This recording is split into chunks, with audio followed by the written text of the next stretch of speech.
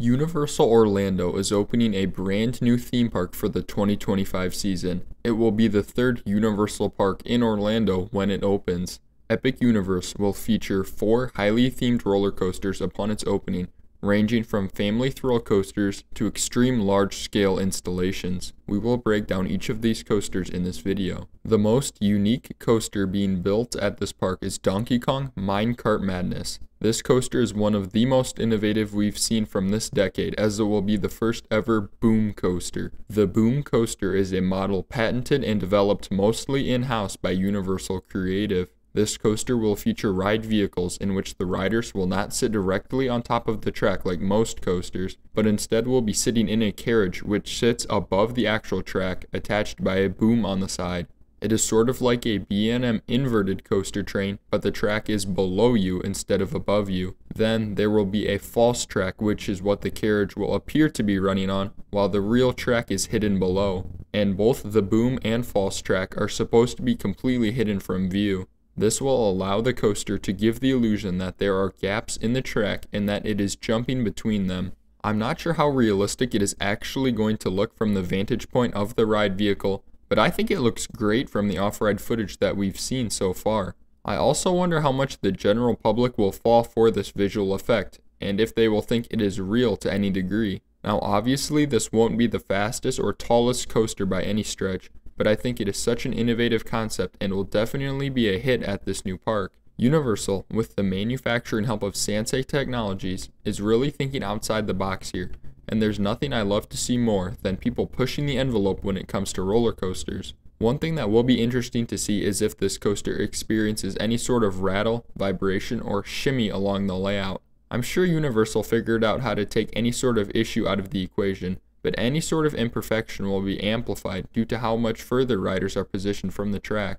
Overall, this coaster will be a smash hit at the park, and it's amazing how Universal engineered this new coaster model. This is arguably one of the most innovative concepts we have seen come to fruition, certainly in the last 2 decades. Next, we have Hiccups Wing Gliders, which will be an intimate family thrill multi-launch coaster. This installation is going to be themed to the How to Train Your Dragon film series. This coaster looks to have a fun layout, and I think it will honestly be one of the best family coasters in the country. I would most closely compare it to Big Bear Mountain at Dollywood in terms of layout, although I'm not sure on the exact length of Hiccups Wing Gliders at the moment. I think it also appears to be a bit lower in intensity than Hagrid's Motorbike Adventure at Islands of Adventure, so it will probably serve as sort of a transition coaster, as it will also have a 40-inch minimum height requirement. I think one of the most unique features about this coaster is going to be the 45-degree inclined launch that the layout will start out with. This might be one of the more intense moments you will ever find on a so-called family coaster.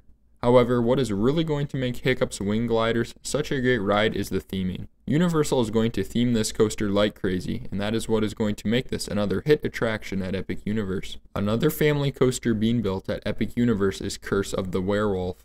Now this coaster is going to be the smallest scale of the coasters being built at this park, but it will still be a solid attraction.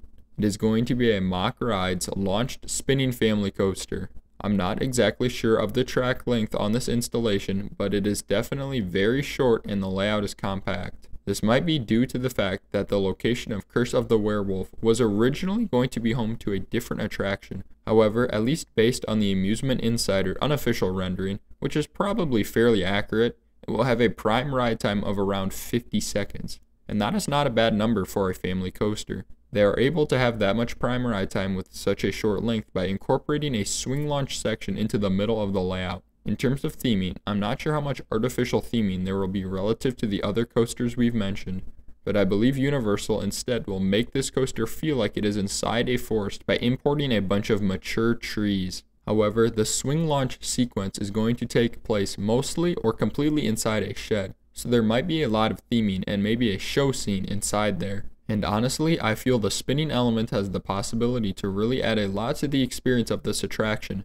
depending on how aggressive they decide to make it. Overall, I think this coaster will do a good job at what Universal wants it to do, which is to play second fiddle and relieve some capacity for Flight of the Hippogriff, which is the dark ride right by Curse of the Werewolf, and that dark ride is going to be the star attraction of that area. And finally, we have Stardust Racers, a Mock Rides dueling multi-launch coaster.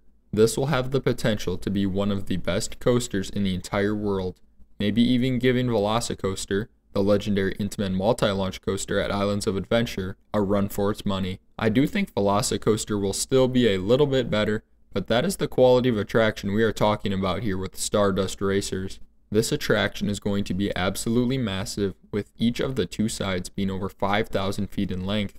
Now this isn't a Mobius loop coaster, meaning that you will only traverse one side of the layout, but that is still a massive number. Some of the standout elements on this coaster include this massive 133 foot tall camelback, which should deliver multiple seconds of ejector airtime, a huge non-inverting dive loop, and the celestial spin, which is the only inversion of the layout. One track begins this element with an upwards 0G roll into a drop, while the other starts with an airtime hill and then twists into a barrel roll down drop. And the tracks are going to crisscross over each other as well, adding an amazing dueling element. The rest of the layout also features a multitude of dueling moments where the track crosses over and underneath itself, so there will be plenty of interaction with the other side throughout the entire ride experience.